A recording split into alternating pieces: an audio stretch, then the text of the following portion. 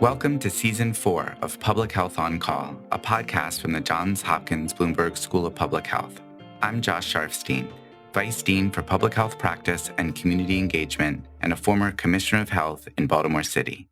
Our goal is to bring scientific evidence and experience to current topics in public health through engaging interviews with scientists, community leaders, policy experts, public health officials, clinicians, and more. If you have ideas or questions for us to cover, please email us at publichealthquestion@jhu.edu. That's publichealthquestion@jhu.edu for future podcast episodes. This week, Stephanie Desmond and I are finding people for some interesting conversations about vaccine mandate.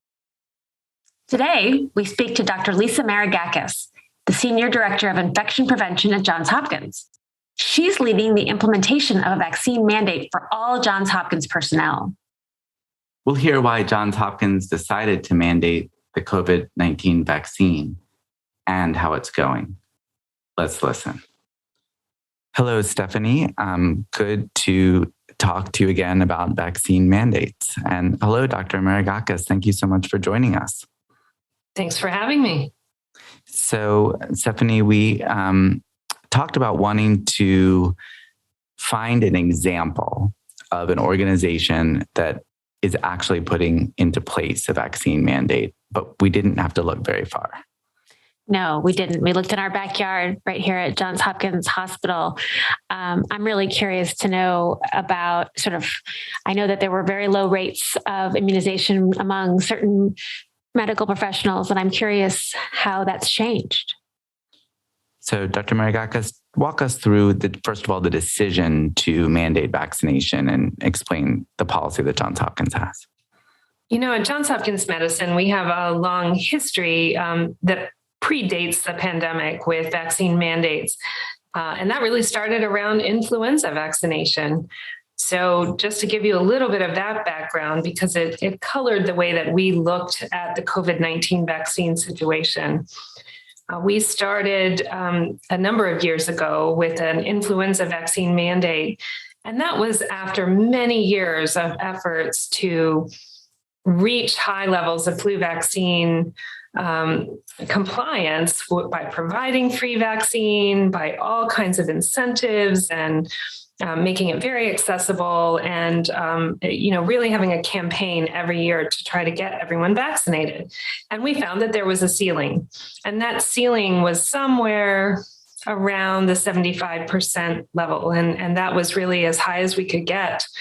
But we did find, of course, with the mandate, after laying a lot of groundwork within our organization about the ethics of it, about the patient safety rationale that underlies the influenza vaccine mandate, really appealing to everyone in healthcare to keep the patient's safety in mind and realize that our infection risk becomes a risk to our patients. So that's sort of the background. So for influenza, essentially you said, we need to do this to protect patients. Absolutely. I mean, we're a data-driven organization, and the data show us that for influenza and also other respiratory viruses, and it's true, we know also with COVID-19, that people can carry these viruses asymptomatically or be very mildly symptomatic and pass the virus on to others. And so that poses a risk to anyone, but also, a particular risk to vulnerable patients who may already be sick and vulnerable or may even have suppressed immune systems. Was it a difficult decision to make COVID vaccine mandatory? You know, it really wasn't because of this context that I've described about the influenza vaccine. And yet there's some complicating factors, of course. So we have the emergency use authorization. And so there was a lot of discussion around whether we could and whether we wanted to require a vaccine that is not yet fully approved by the FDA, but is under this emergency use authorization. Ultimately, though, we thought that the patient safety, employee safety, and benefit to our employees, our patients, and the community outweighed that consideration. And so you make the decision. How do you go about telling people? So we partner so closely with marketing and communications, which handles not only external communications, but also internal communications. And in an organization as large as ours, communication is always a challenge. I guess it is everywhere, but particularly in a large organization. So you really do have to get the word out about your intention, but also about the rationale. And I mentioned we are very data driven. And so sharing the data, sharing what we know, and a lot of the risk communication skills and techniques really come into play. So you want to be very transparent with people about what you know and what you don't know, and really why you're doing this. And hopefully building on a trust that already exists, that throughout the COVID-19 response, we have made all of our decisions with the best interest of our patients and our employees and the community in mind.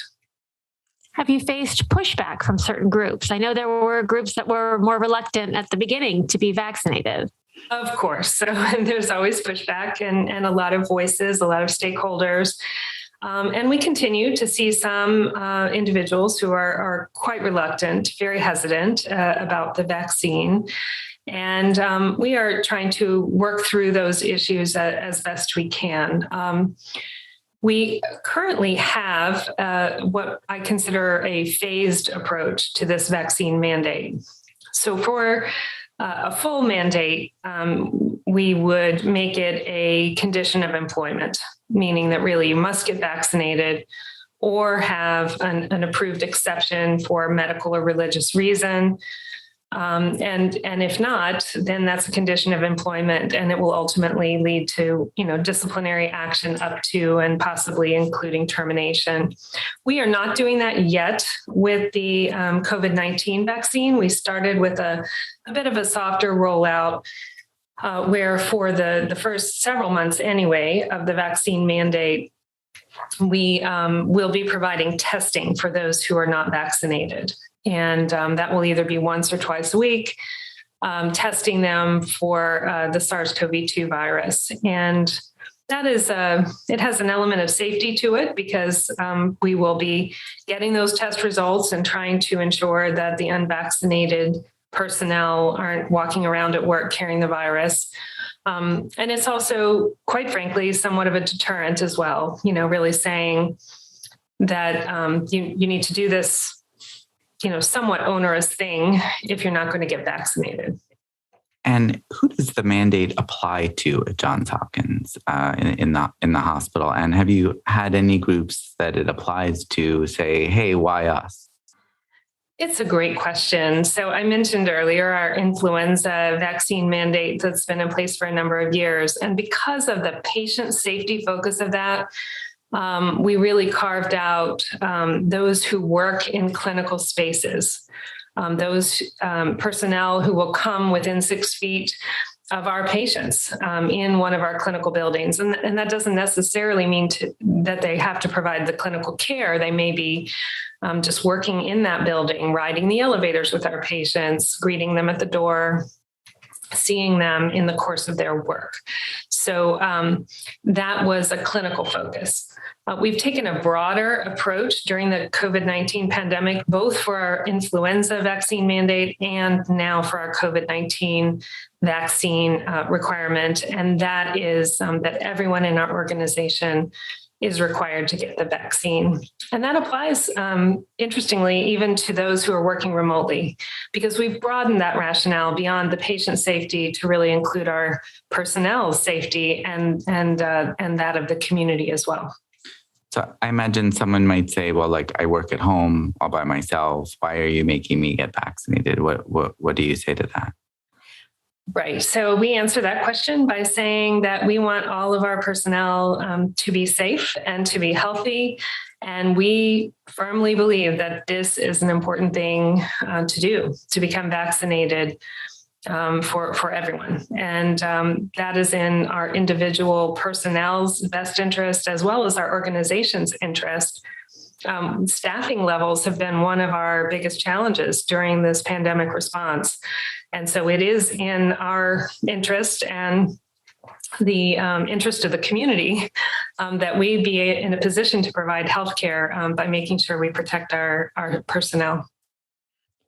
Do you foresee any issues with possible breakthrough infections from those who are vaccinated? I mean, might there be a time when people who are vaccinated will have to be tested? Unfortunately, we're already in that time. I don't have to have a crystal ball because the breakthrough infections are rapidly escalating. And this is complicating everyone's lives, of course, for many, many reasons. But it also, of course, is a challenge for our vaccine requirement as we are trying to get the holdout individuals vaccinated.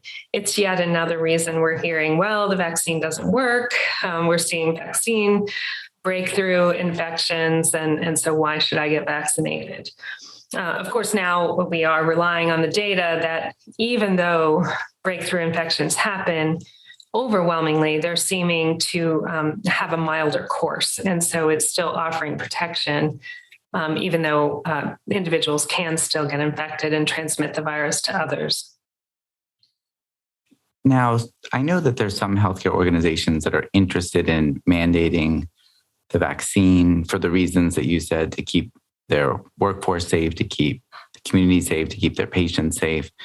But they're worried that if they do that, that people who don't want to be vaccinated will quit and go to other similar institutions. What's been the conversation in Maryland with other hospitals, for example, around vaccine mandates? You know, you're describing a critical concern. It would be a concern in any time, but it is of particular concern now during COVID-19 because we are not the only organization that is experiencing staffing shortages. Healthcare personnel are in high demand across the board and are being offered, in some cases, large incentives to leave organizations and join different organizations. There's been a lot of movement and a lot of staffing shortages. So yes, that is a big consideration when thinking about putting in a requirement, a vaccine mandate. So here in Maryland, we're very fortunate because there has been discussion and coordination around this issue so that there seems to be a broad consensus among the healthcare providers and organizations in Maryland that vaccination is extremely important for healthcare personnel and that there's almost unanimous agreement that mandates are the way to get acceptably high percentage of compliance with vaccine. So you're seeing other hospitals join? We are seeing other hospitals and healthcare organizations join. And the Maryland Hospital Association has also brokered some of those discussions and is in support of this approach. Is there concern that you will lose substantial number of personnel if when this mandate is really in place for every single person?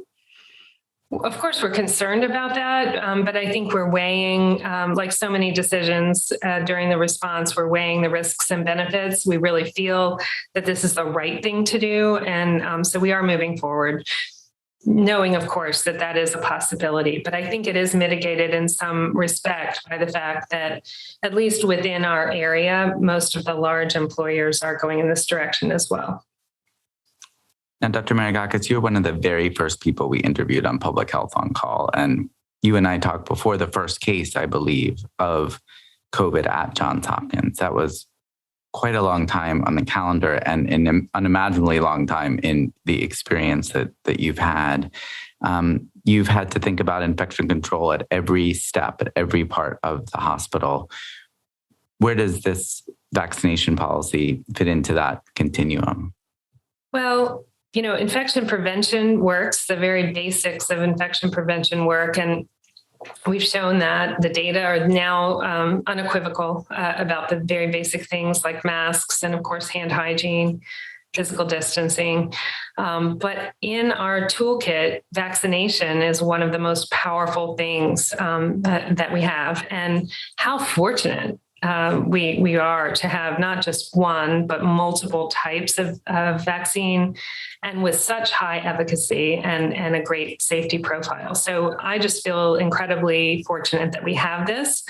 It has been very frustrating, however, to see the hesitancy, not just about vaccination, but also about those basic infection prevention precautions. So the misinformation, the politicization of all of it has really harmed our country's response. And it's a shame because, the more that we can work together to fight this infectious disease, the more effective we will be. And we really missed an opportunity, I think, this calendar year by withdrawing precautions too soon and not achieving vaccination targets.